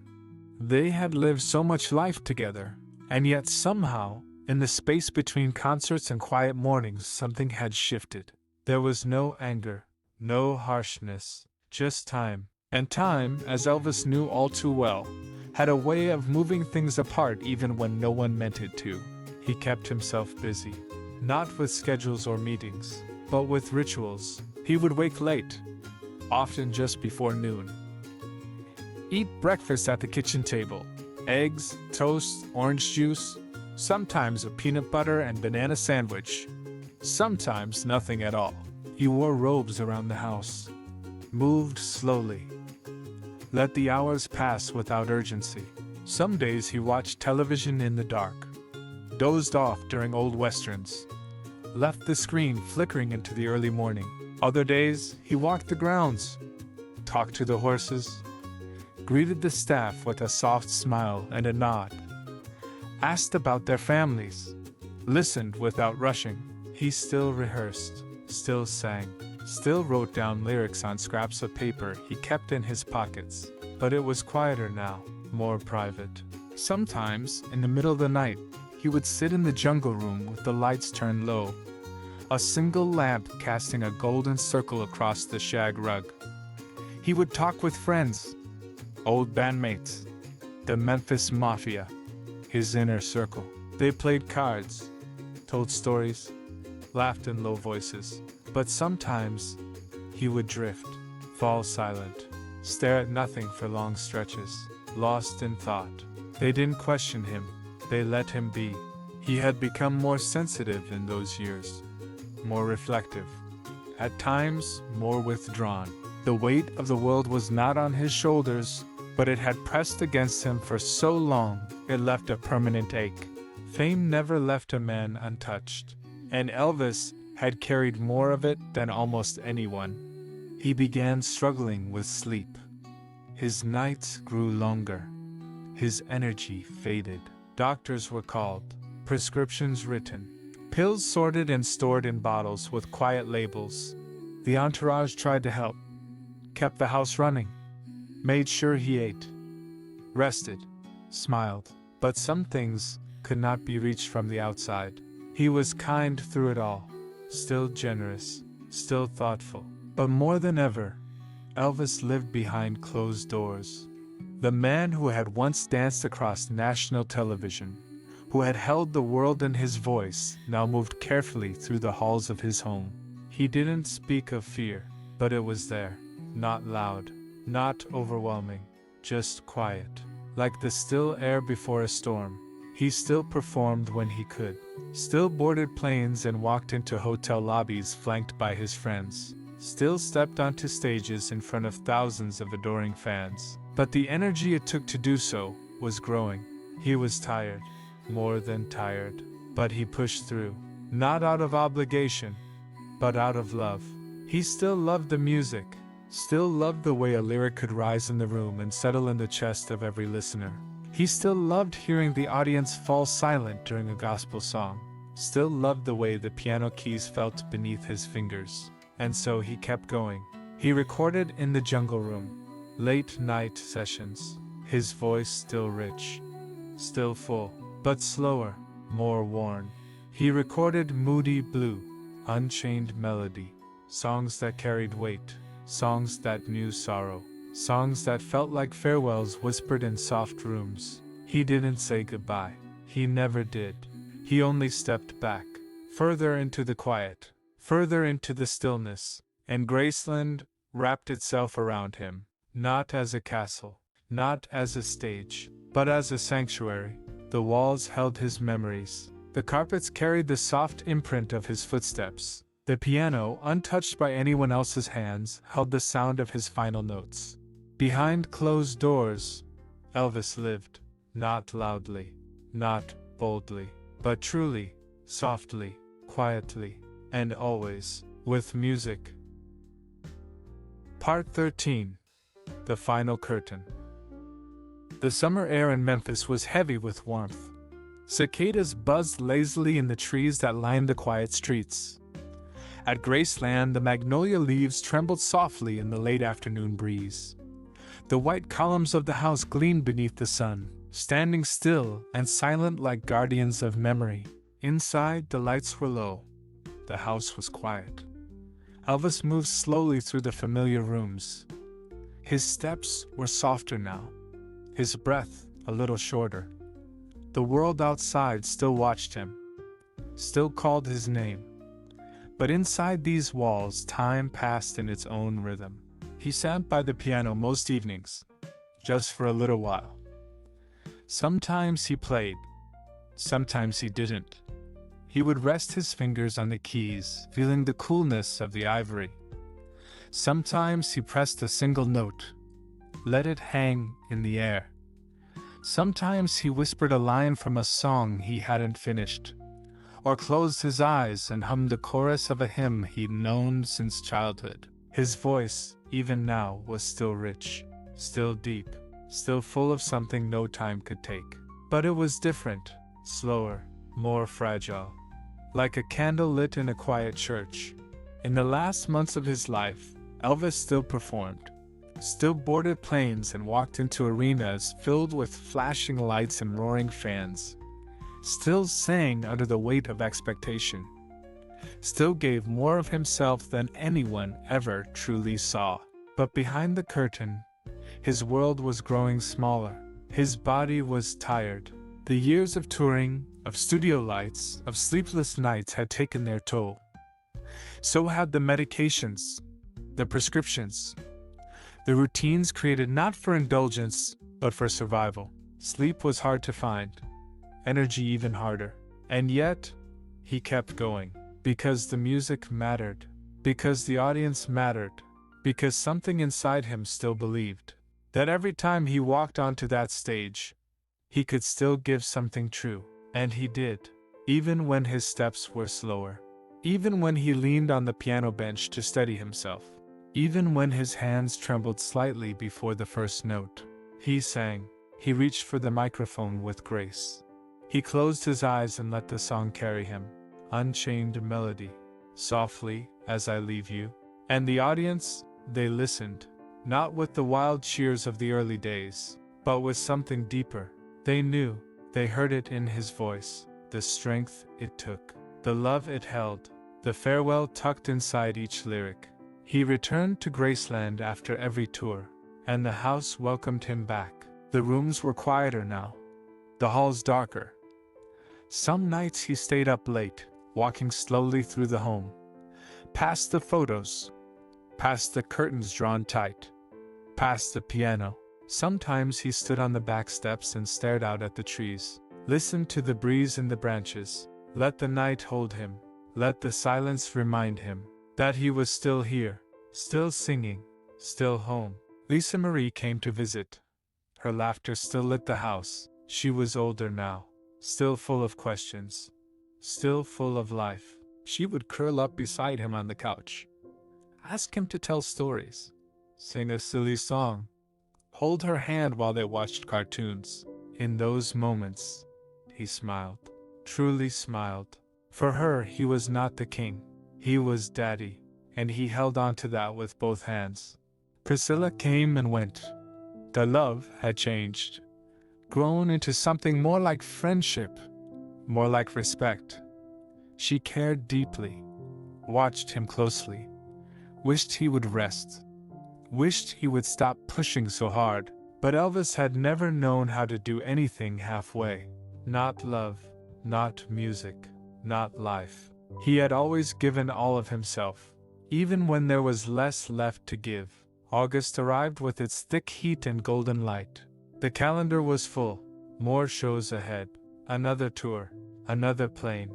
But first, a few days at home, a few days to breathe, to walk barefoot across the tile floor, to sit at the piano after dinner and play an old gospel song just for himself, to rock gently in the chair beside Lisa's room, to be still. On the evening of August 15th, Elvis moved quietly through the house. He had rehearsed earlier that day, practiced a few songs, laughed with his band, eaten dinner in the kitchen with friends. There was nothing unusual, nothing dramatic, just a man at home, tired, but peaceful. He stayed up late that night. He often did. He read quietly in bed, listened to music through headphones, wrote down a few thoughts in the margins of a book. Outside, the sky was filled with stars. The house lay still, and Elvis fell asleep. The next morning he did not wake. The news moved like thunder across the world. Elvis Presley had died at the age of 42. The headlines came fast. Tributes poured in. Fans gathered at the gates of Graceland. They brought candles, photos, letters, flowers. They stood in silence beneath the magnolia trees, wept openly on the lawn, held hands with strangers, and remembered what he had given them, what he had meant, what he would always mean. Inside, the house was quiet. The rooms held their breath, the piano untouched, the curtains drawn. Lisa Marie sat in her room, held gently by those who loved her. Priscilla moved through the halls like someone tracing the shape of a dream. The staff whispered. The phones rang. But in the heart of the house, only stillness. Elvis was laid to rest at Graceland, beside his mother, beside the woman who had first believed in his voice. The memorial was filled with music, not loud, not grand, but tender, just as he would have wanted. And in the years that followed, people continued to come, to stand at the gates, to leave notes, to listen. His records still played in diners and car stereos. His movies still aired on late-night television. His voice still floated through open windows on summer afternoons. And in all the quiet corners where love and longing meet, he remained, not just as a legend, not just as a star, but as a man who had walked through fire and never stopped singing. He had come from nothing, had dreamed through hardship, had risen higher than he ever imagined, and had fallen more quietly than anyone expected.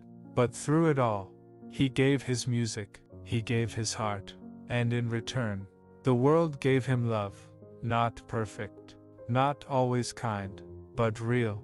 Elvis never needed a crown. He never needed to be called the king. He only ever wanted to sing, to connect, to offer something beautiful. And that, he did. The final curtain never truly fell, because his voice still lingers, his story still breathes, and Graceland still stands, softly, quietly, waiting. Part 14. The Echo of a Voice. The years passed gently, one by one like leaves falling in a quiet forest. Time moved forward as it always does, but Elvis never truly faded. His voice still lingered, not just in old recordings or grainy film reels, but in the soft hum of a jukebox in the corner of a diner, in the chorus of a gospel song rising from a Sunday choir, in the hearts of those who had once watched him with wide eyes, breath held, waiting for the first note. Graceland became a place of pilgrimage. The gates no longer just marked a private home, but a threshold between memory and meaning. Visitors came from all over the world. They walked the gravel path slowly, heads bowed not in sorrow, but in reverence. They stood beneath the columns, hands resting on the cool stone. They whispered his name, not loudly, but as if it were sacred. Inside, the house remained much as he had left it. The kitchen table still stood in the same spot, beside the window where sunlight poured in every morning. The jungle room still echoed faintly with the memory of late-night laughter and distant melodies. His favorite books sat on the shelves, spines softened from years of use. The piano, untouched, waited. And sometimes in the hush between footsteps and camera clicks, you could almost hear it. A chord, a breath, the first few lines of a song that never quite ends. Outside, flowers were left on the grave. Roses, lilies, wild blooms picked from faraway fields. Little notes tucked between the stems. "Thank you," they read. "You changed my life. You were the first voice I ever loved." People came not only for nostalgia, but for connection. Because somehow, in a world that had grown louder and faster, Elvis still offered something simple, something true. A reminder of how it felt to hear music not just with the ears but with the soul. His records were passed down like heirlooms, a grandfather showing his grandson how to place the needle gently on the vinyl, a mother humming Love Me Tender while rocking her baby to sleep, a teenager pressing play on a dusty cassette, hearing for the first time what it meant to feel every word. Elvis belonged to no single moment. He lived in all of them. The past remembered him. The present rediscovered him. The future still reached back to touch what he left behind. There were impersonators, of course. Men in sequin jumpsuits and sunglasses, strumming guitars in neon-lit chapels. But for every imitation, there were 1,000 quiet reverences. A child learning guitar because they heard Heartbreak Hotel one night and couldn't stop thinking about it. A singer studying his phrasing, his pauses, the way he held a word just long enough to make it ache. An artist, somewhere, remembering what it meant to care more about the feeling than the fame. Elvis had been so many things. The boy from Tupelo, the soldier in Germany, the movie star with the crooked smile, the man in black leather, defying time, the voice behind the curtain in Vegas, the father with his daughter on his lap. But in the end, he was something simpler, a voice, not just a sound, but a presence, something that stayed with you. Long after the last note, people tried to understand him. They wrote books, made films, told stories. They studied the rise and fall, the fame, the pain. But sometimes the truth is softer than all that. Sometimes it lives in silence. In the pause before a chorus. In the space between two footsteps on a wooden floor. In the echo of a voice that once filled a room. And that still does. Lisa Marie grew older. Carried the weight of his name with grace and heartbreak. She sang too. A voice shaped by inheritance and experience. She protected his memory fiercely. Not as a monument, but as a father. A man who tucked her in. Who read to her in a soft southern drawl. Who sang her lullabies no one else would ever hear. Fans gathered every August for the candlelight vigil. They walked slowly through the night. Flames flickering gently in paper cups. They did not cheer, they did not shout, they stood and listened. Some wept, some smiled, some said nothing at all. Because sometimes the presence is enough. Sometimes just being near the place where a life unfolded, where music was born and offered freely to the world, is all a person needs. Graceland remained, not just as a house, but as a resting place for something deeper, a spirit, a sound, a silence filled with meaning. The world changed around it. Technology soared.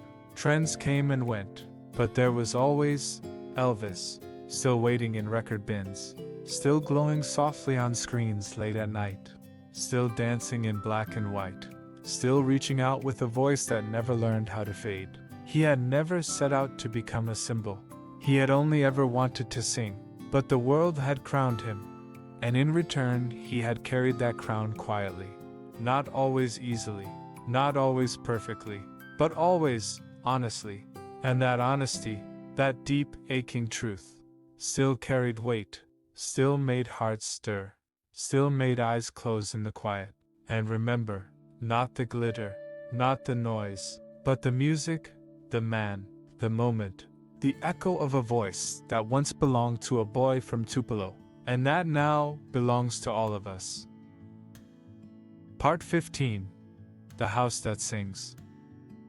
Graceland sits quietly on the hill, just outside Memphis, its white columns rising like soft chords at the start of a gentle melody. The lawn stretches out like a hush across the earth, and the trees whisper above in the southern breeze, their branches nodding as if to greet old friends. The gates still open each morning, welcoming those who walk slowly up the path, hands tucked in pockets, hearts carrying the weight of memory. They come not just to see a home, but to feel something they can't quite name. Inside, the rooms are calm. Sunlight filters through the windows in golden slants, casting soft patterns on the floor. There is a stillness here, but not emptiness. The house holds echoes, not loud, not haunting, just warm and present. A laugh behind a door, The fading chord of a gospel tune. The soft shuffle of feet across tile. This is a house that remembers, not only the man who lived in it, but the music he carried, and the gentle way he once moved through its halls when no one else was looking. The kitchen still smells faintly of coffee and toast. The jungle room still hums with the memory of midnight recordings. The piano rests in the corner like a loyal companion, its keys untouched yet always waiting. Visitors often fall silent here. They step lightly, speak in whispers, because somehow they sense that this place is not made of plaster and wood alone. It is made of song, of sorrow, of laughter, joy, and the ache of things that once were. They pause in front of the framed photographs. Young Elvis, guitar slung across his shoulder, smiling with something close to mischief in his eyes. Elvis in uniform, eyes serious, lips pressed just so. Elvis in Vegas, arms open wide, reaching toward a sea of faces. And in every photo, something soft, something searching. A man both larger than life and startlingly human. The meditation garden is quiet. The flowers bloom in gentle waves, their petals turning slowly toward the sun. A low stone wall surrounds the graves, where fans kneel in silence, laying down small tokens, letters, roses, coins, poems. There are no speeches, only stillness, only gratitude. They stand before his name carved in stone and remember what he gave. Not just performances, not just hits, but something quieter. A voice that understood. A voice that made you feel seen. A voice that sounded like coming home. Elvis never left, not really. He is there, in the creak of the stair, in the hush of the chapel, in the afternoon light on the piano bench. He is there, in the hush that falls when Can't Help Falling in Love plays over the speakers and someone closes their eyes. He is there, in the sound of a young boy discovering a vinyl record for the first time, placing the needle down and holding his breath. He is there in the way people look at Graceland not as tourists but as pilgrims. The music never ended. It simply folded itself into the quiet. It waits in every room of that house. It waits on every breeze that moves through the magnolias. It waits on every stage where someone dares to sing with honesty, because the legacy of Elvis is not just his fame, not just his gold records or his jumpsuits or his sold-out tours. His legacy is the courage to feel, to be vulnerable, to open the heart and sing without shame. He showed us that tenderness could be strength, that longing could be beautiful, that a voice, one voice, could echo across generations. And in the stillness of Graceland, that voice still sings, not loudly, not with fanfare, but with grace, with warmth, with a deep and endless kindness. Some say Elvis was a dreamer, that he chased the impossible, that he flew too close to the sun. And maybe that's true, but dreams have their place in this world. They remind us that the ordinary can become something luminous, that even a boy from Tupelo can teach the world how to love a little more deeply, that even after the lights go out, the song continues. Graceland remains, not just as a landmark, not just as a museum, but as a gentle house where memory rests, where stories are kept, where the silence is filled with the hum of yesterday's melody. It is, in its own way, a lullaby, one that never ends. So when you close your eyes tonight, when the world outside falls away, when all you hear is the hush between heartbeats, listen softly, and you might just hear it, the voice, the song, the house that sings, and the man who still waits within, not as a star, not as a king, but as someone who loved, who dreamed, and who sang, just for you.